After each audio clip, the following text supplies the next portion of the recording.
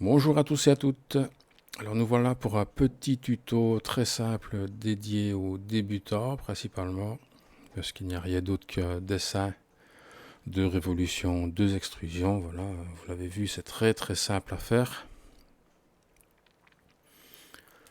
Donc inutile d'aller chercher des STL et d'essayer de les modifier. Autant faire ça soi-même, ça va beaucoup plus vite. Donc ici, qu'est-ce qu'on a? On a trois embouts, 1, 2 et 3. Les mêmes, c'est identique. C'est un raccord en 8 mm. Donc j'ai 8 mm partout. Il y a des raccords comme ceci avec par exemple ici du 8, là du 8 et ici du 3 ou du 4. Après ce sera à vous de mettre les dimensions dans le sketch, dans l'esquisse, aux dimensions que vous voulez avoir. Ici le principe il est très simple. On va dessiner une partie, donc la moitié de la pièce dans sa longueur et dans sa largeur. Et ensuite on utilisera l'outil Revolve pour faire l'ensemble. D'accord?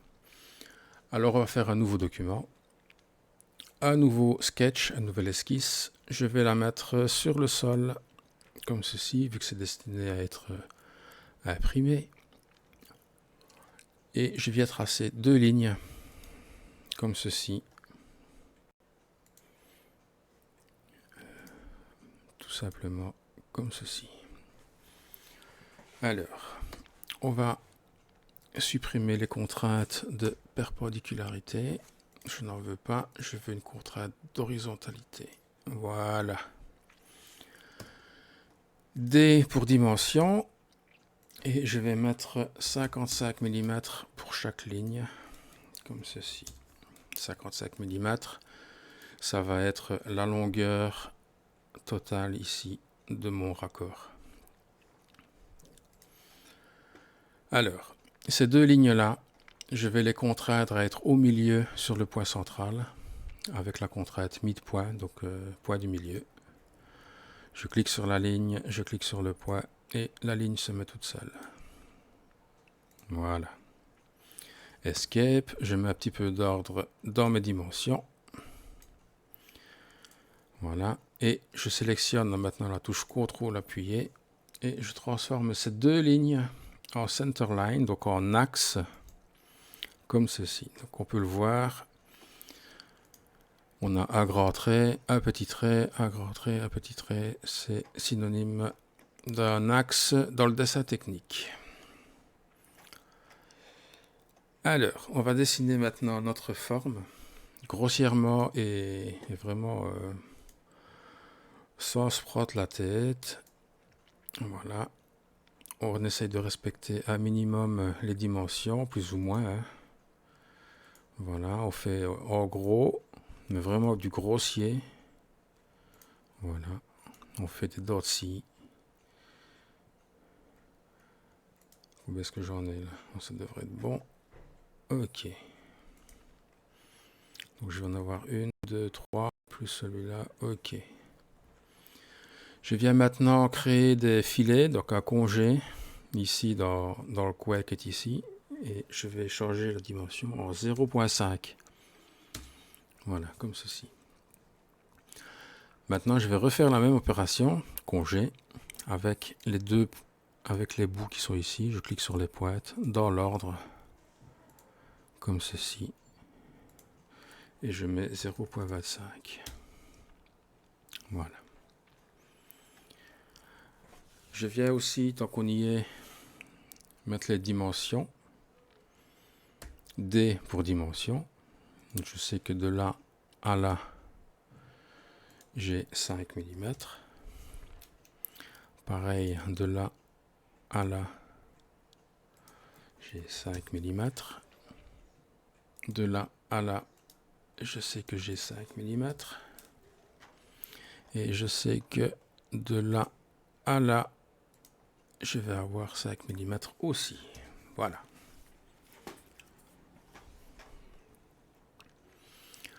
Alors, tant que je suis dans les dimensions, ça et ça, je sais que ça va faire 8 mm de diamètre. Voilà. Donc nous avons notre première ligne noire avec la deuxième qui est ici. Et on va maintenant mettre les dimensions ici, comme ceci. Ici, j'ai déterminé que c'était 5.5. Alors, celui-là, le poids ici de mon arc par rapport à l'axe, ça fait 7 mm. Et le poids le plus haut par rapport à l'axe, ça fait 7.50. Voilà. Bon, pourquoi 7.50? C'est très simple, hein. On a 7.50 à partir de là, plus 0,25 de ce côté-ci, plus 0,25 de l'autre côté. Ben, ça nous donne 8 mm. Voilà, tout simplement. Alors maintenant, on va mettre les mêmes dimensions, on va dire, pour les autres, mais on ne va pas utiliser la cotation. On va utiliser les contraintes, la contrainte horizontale, verticale, afin d'aligner les points entre eux. Donc je vais aligner ce point-là, de cet arc-là, sur le point d'arc qui est ici. Ce point d'arc-ci sur le point qui est ici. Voilà, tout simplement. Et je fais pareil avec les autres. Ça avec ça, avec celui qui a la mesure. Et celui-là avec celui-là. Donc ici, je ne sais pas pourquoi il s'est mis tout seul. Il n'aurait pas dû. Je recommence. D pour dimension. Je vais aligner plutôt avec ça. Ok. Bon, ouais, tout est mis tout seul. Ok. On a vu c'est avec les tangences qui se met tout seul. Donc voilà. Donc ici, on a notre première forme. Et on voit à quoi ça va ressembler une fois qu'on aura fait la révolution. Il faut s'imaginer la même chose de l'autre côté. Voilà, tout simplement. Alors maintenant, comme je le disais tout à l'heure, il y a possibilité de faire des réducteurs, donc des T avec un réducteur. Il suffit maintenant de dessiner ici en dessous la même chose, mais avec un diamètre beaucoup plus petit. Mais le principe est exactement le même, hein. Donc on démarre à partir de l'axe qui est ici et on fait notre réduction jusqu'à cet axe-là. Exactement le même principe que ça. Et après, on fait un miroir de ceci par rapport à l'axe qui est ici. Voilà, pour avoir nos deux profils. D'accord? Et ces deux profils, eh bien, on va faire une révolution après. Moi, ici, dans mon cas, je ne vais pas faire de réduction. Je vais faire la même chose partout.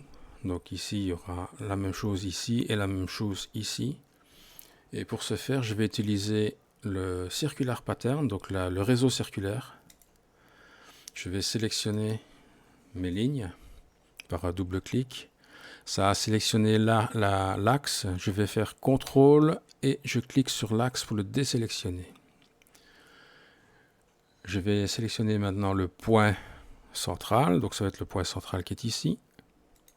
Voilà. Et je vais demander 4 répétitions. Alors je sais que je vais avoir celle-ci. Je sais que je vais avoir celle-là. Celle du bas. Celle du haut, ben, je n'en ai pas besoin. Donc je vais simplement décocher ici la petite case.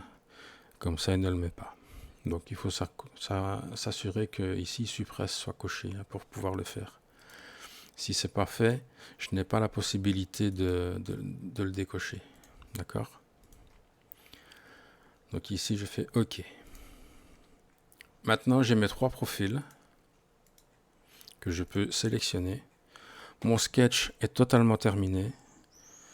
Mes lignes sont toutes noires. C'est exactement ce qu'il faut. Je peux terminer mon esquisse, mon sketch. C'est terminé. Et je peux maintenant faire mes révolutions. Donc ici, on va faire Revolve. Donc l'outil révolution. Je viens sélectionner mon profil qui est ici, mon profil qui est là. L'axe, je viens sélectionner l'axe qui est ici. Et je fais OK. J'ai fait réapparaître mon sketch, mon esquisse. Et je recommence l'opération Revolve. Je sélectionne mon profil et l'axe.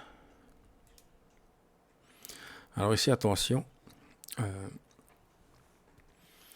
ce n'est pas une opération de découpe que je veux faire. Je veux une opération jointe. Donc je vais ici joindre l'opération. Et je fais OK. Je peux maintenant cacher mon sketch. Vous allez me dire, ouais, il y a peut-être moyen de faire ça en 3 opérations. Ouais, c'est possible. Ouais. Et effectivement, si j'avais fait une ligne, par exemple, d'ici jusque là, et fait comme ceci, j'aurais fait simplement ce profil-ci en révolution, et j'aurais eu directement mon perçage. D'ailleurs, on peut le faire. Hein. On peut le faire. Je vais refaire la même opération. Revolve. Circular pattern. Objet, ça. Center point, ça. Full, OK. 4. OK. Ça, je n'en veux pas. OK.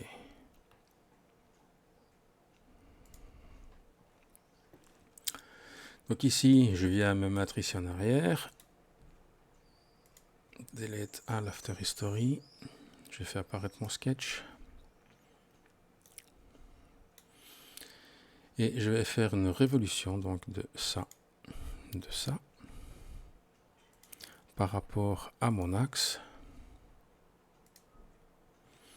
Je viens faire une révolution de ça par rapport à mon axe.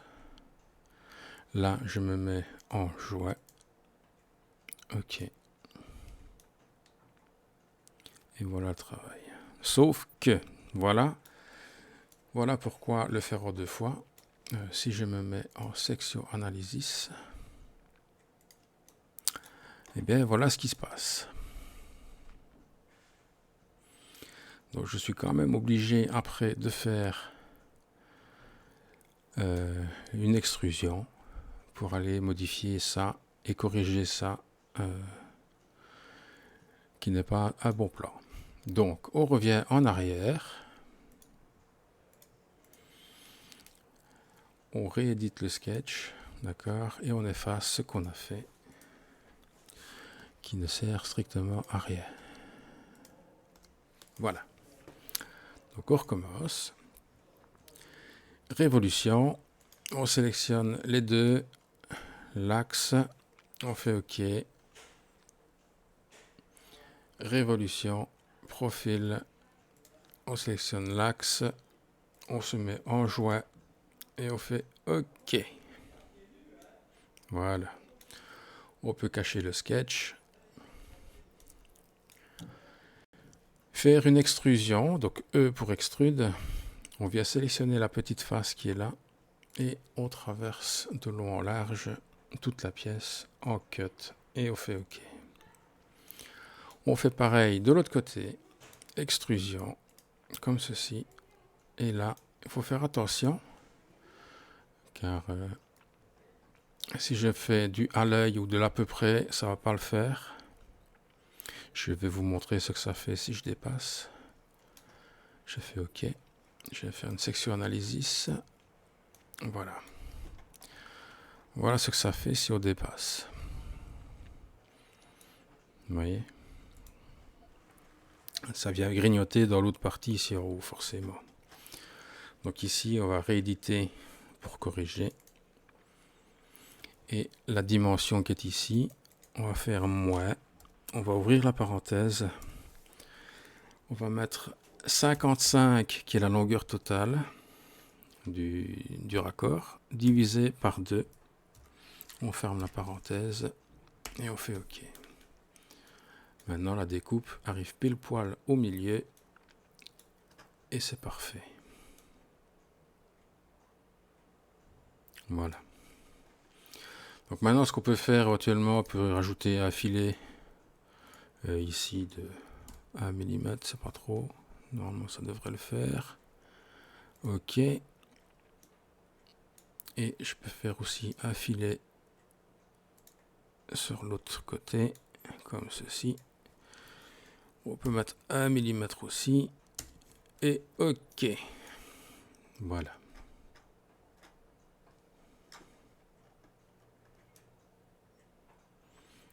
Ça devrait le faire. Si je cache ma section analysis, voilà à peu près à quoi ça ressemble. Donc on met des filets parce que ça renforce un petit peu les choses. Et voilà. Voilà les amis. Vous avez fait un raccord en T pour tuyau d'aquarium. Voilà. Allez, à vous de jouer maintenant.